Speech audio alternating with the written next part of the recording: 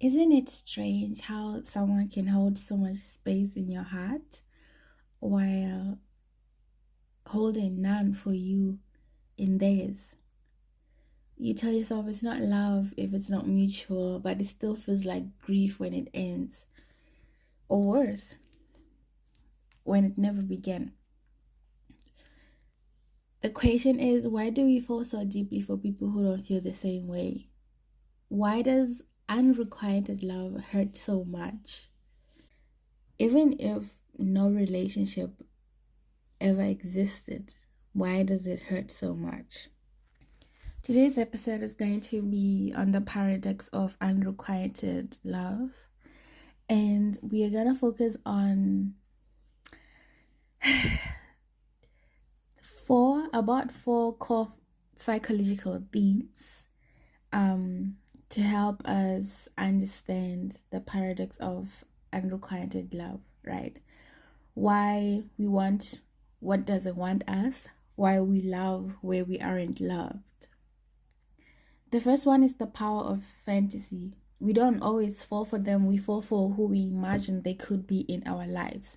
So you basically fall for the idea of someone or their potential because you see so much in them or in who they could be if they maybe tried a little bit harder, or if they maybe saw you for who you are, if they maybe found you a little like worth loving and stuff, and you fall for the version of them that would align with your feelings.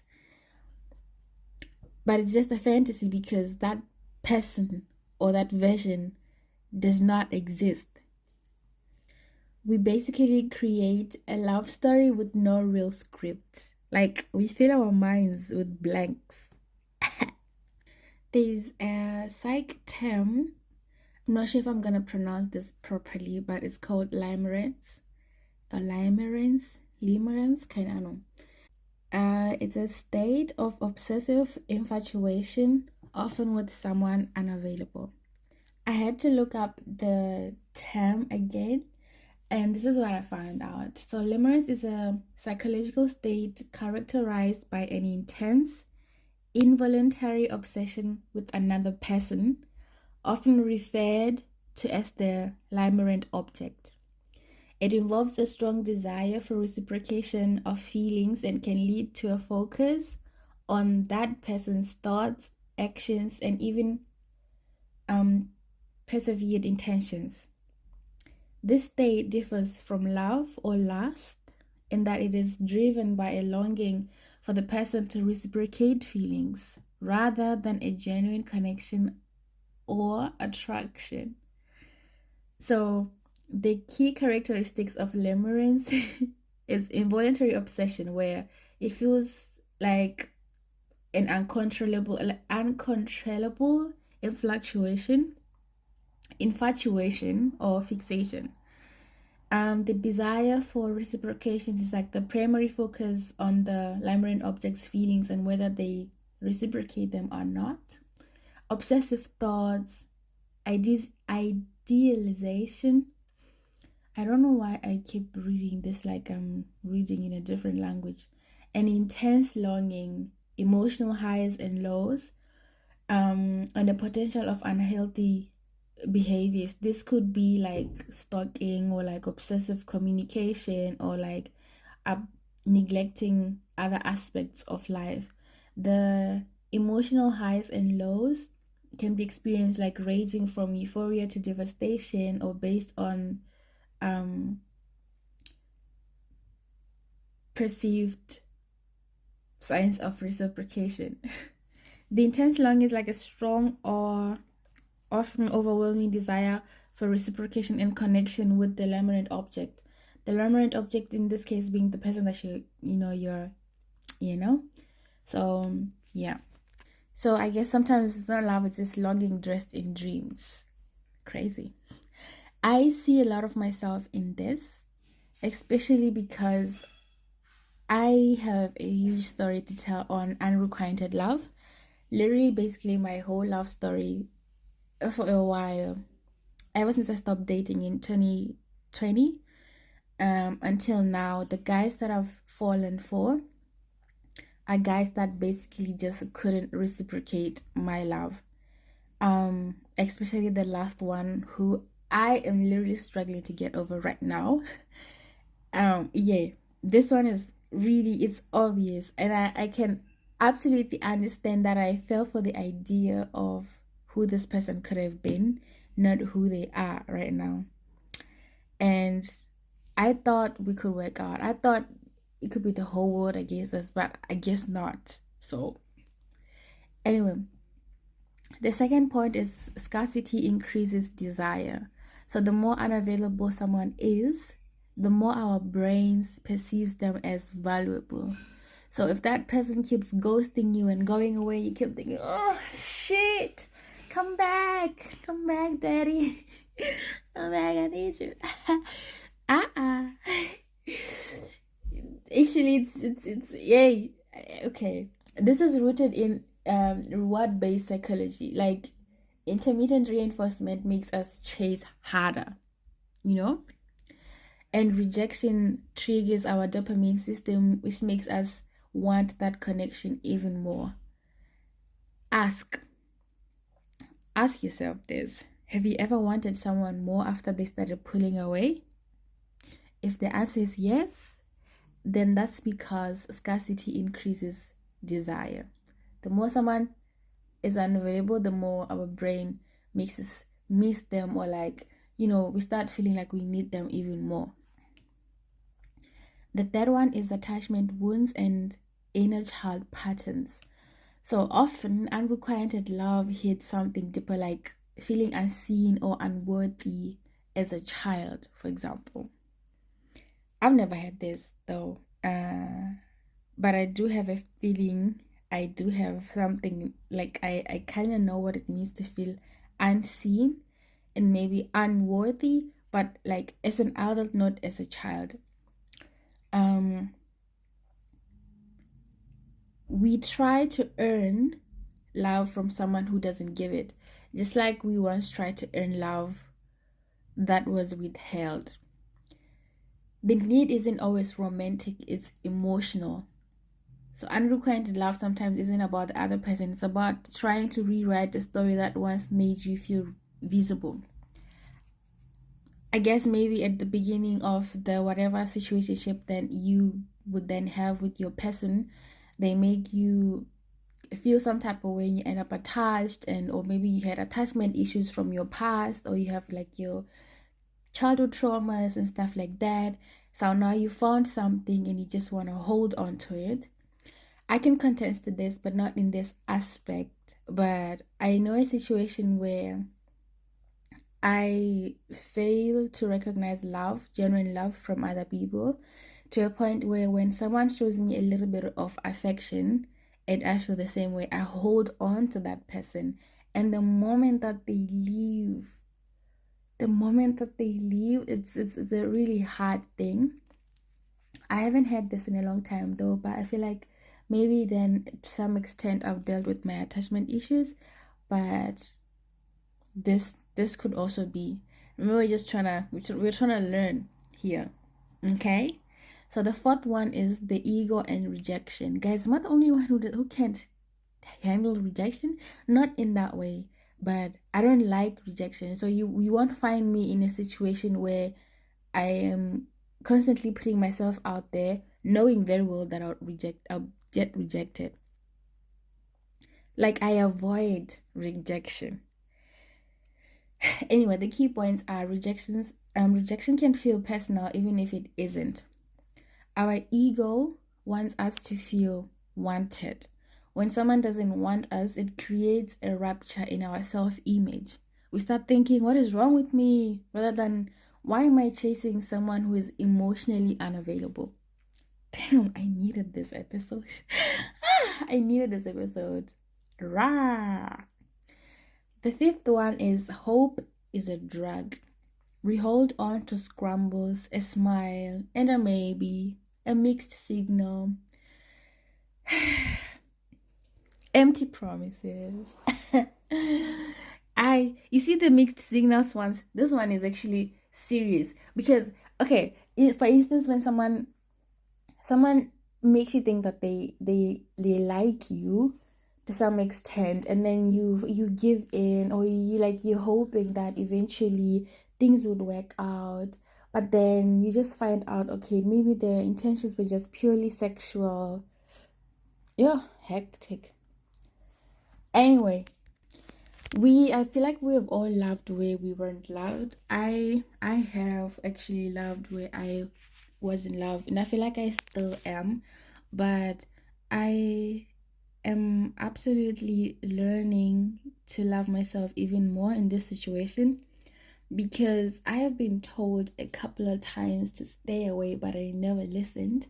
I have seen signs, but for some reason my heart just kept wanting what it wanted. And things got really worse when something happened, and the person that I was in love with being the reason why I was feeling the way that I was feeling, whole sense of like a whole feeling of betrayal and loss and everything. And then after some time, we, I guess the only link, or one of the link that we had, succumbed to, I don't know, life happened. And after that, we trauma bonded. Guys, trauma bonding trauma bonding is real, because after that I felt like I was in love with this guy. I felt like no matter what, everything would work out. No matter what happens, life would work out for us. If he's just with me, we would be fine. It does not matter where we were in the world. It does not matter who is against us. It does not matter who is saying what to me. It does not matter what happened prior to us trauma bonding. I was in love with this guy, and I was ready to admit it. I think that was when after a few days of this realization, I finally decided, okay, I am aware of what is going on. I am aware of why I love you. I am aware of why I'm feeling the way I'm feeling, and I decided to make that poem, "The Man You Never Became." You can find it you can find it on the one of these episodes. Um this is someone that a lot of people around me know, because I'm never ashamed to admit that I like someone. I'm never ashamed, actually, because if it's you, it's you, you know? And uh shit was getting hard. I had to block him. I had to stay away. And I can I don't even contest. I can contest to the fact that sometimes staying away does help. Literally just blocking, act like that person does not exist. You know when they say out of sight, out of mind? I mean, it took a lot, like a whole lot of fighting, a whole lot of 3 a.m. thoughts, a whole lot of I remember therapy. Shit. I remember therapy, bruh, because I was going through trauma therapy, I was going through behavioral therapy, and uh it was just a whole lot of things, and I had to talk about it. I had to talk about everything that I went through, everything that I was going through, all the emotions that I was feeling, and ah, goodness. I remember there was a time when I crashed out because I was like, why? I don't even know why I feel the way I feel towards you. I don't even, like, I knew and I know that he maybe likes me as a friend. That he told me yes. And he doesn't want to lose me as a friend. That he told me yes. And there was a time, because there's a lot of things that this guy actually told me that when I look back at it, I'm like, I wasn't blind and I wasn't deaf, but for some reason I could never control how I felt.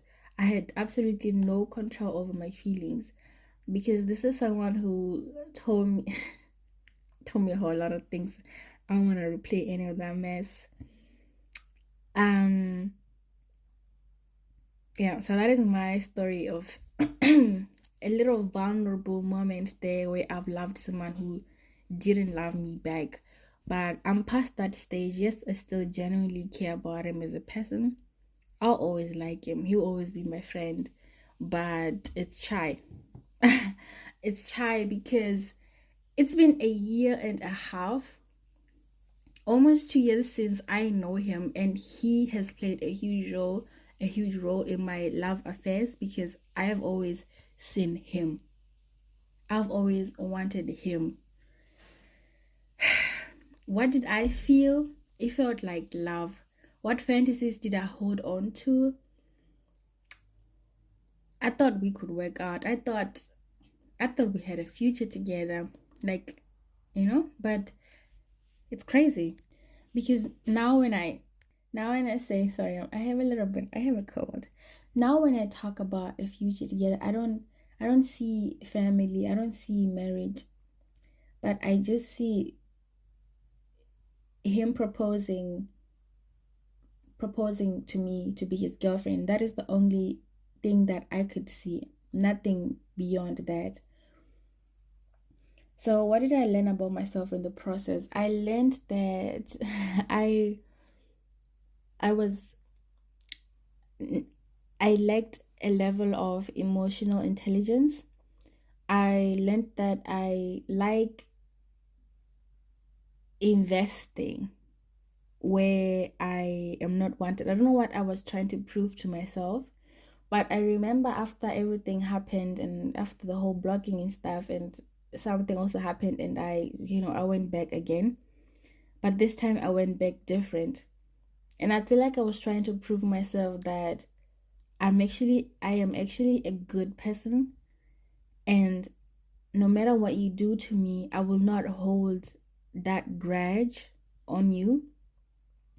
I am a forgiving person, and I will be there for you when you need me. Despite everything that has happened, I will be there for you. And I'll continue to love you because I feel like you deserve to be loved. And it's just a shame that you don't look at me and think that I deserve to be loved. But yes, obviously you do, and you tell me that you hope that I'll find someone, but I want you, and it's complicated, yo. Fucking hell. Fuck this shit, actually. Fuck this shit. Like, one thing about me is I will reflect. I'll reflect and I'll see how stupid I was. I'll see a lot of mistakes that I've did. I'll see all these patterns. And the moment I press that regret button, S is for bye. Because I love learning from my mistakes. And I do not like repeating mistakes twice. So that is something that I've learned about myself, that I'm actually a good person, and the lover girl in me might have died, but hope, like I said, hope. This is so crazy because hope can be more intoxicating than clarity. Yo.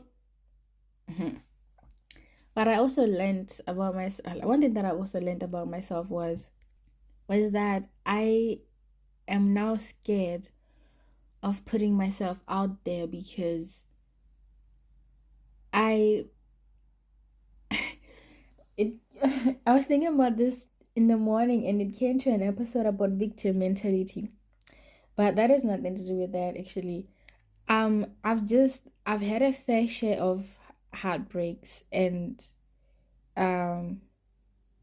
intentions that weren't aligning with mine, to say the least. And I am scared. I'm guarded. I don't want to put myself out there only to be hurt. That's why I was like, I avoid rejection. I know that there are people who want me, but it came to a point where I had to sever all talking stages because I was like, I need to work on myself. And since that, I haven't had any talking stages, and I hate the idea of it because I know that attraction won't last for a week or two. Like, I would be attracted to you when I first met, and then we start talking, and then I don't want to do it anymore. So I don't give anyone a chance to even like get to know me like that, or pretend that they like me, only to end up being one of those guys who just want to be intimate with you and then leave. I think one of the hardest part is not knowing if the person is God sent or if there is just one of those lessons like the one that I'm learning now. But then people always say that if it's from God, then you won't have to fight for it. But I personally, I feel like you will, because the devil will always try to destroy your blessings. We will always try to come in between you guys, you and your soulmate. You always face challenges, and it won't be easy. It definitely won't be easy. You have a lot of challenges. So I've been avoiding that, and I don't know when I'll be ready for any of it. So let's turn the mirror around. So what it looks like now when I'm looking to the other side is unrequited love. Unrequited love isn't proof that you are unloved. It's just proof that you felt deeply. You loved, and you loved well, but you loved in a place where you weren't supposed to love. Love should feel like safety, not starvation. Like, you shouldn't be starving for a phone call. You shouldn't be starving for words of affirmation, or your love languages to be, shown. And you're not hard to love. Sometimes the most loving thing you can do to yourself is just stop chasing what's not chasing you. And you get used to asking for love in places you got used to actually loving. You got used to asking for love in places that couldn't give it to you. And it happens. There's literally nothing you can do. You were supposed to learn a lesson, and that's what she did. You came out stronger. I know it might be painful, and I know that maybe you're not even there yet. Maybe you're not even out of the situation yet. Maybe you haven't taken your power back. Maybe you haven't learned your lesson yet, but you will. And if you're lucky, maybe one day your love will be reciprocated. Maybe by the same person, or maybe by a different person who will just do it right. So I have a journal prompt for you. I want you to think. I want you to reflect. I want you to be really honest with yourself. Make a diary entry. And this is your question.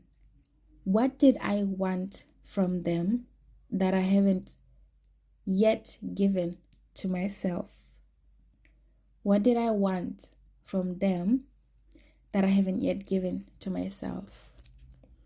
I hope you guys enjoyed this video, this episode actually. I look forward to hearing from you, hearing your thoughts, and a little bit of interaction. Don't forget to rate the podcast and follow the podcast page on Instagram at Growing in Discomfort. Let's get uncomfortable and grow.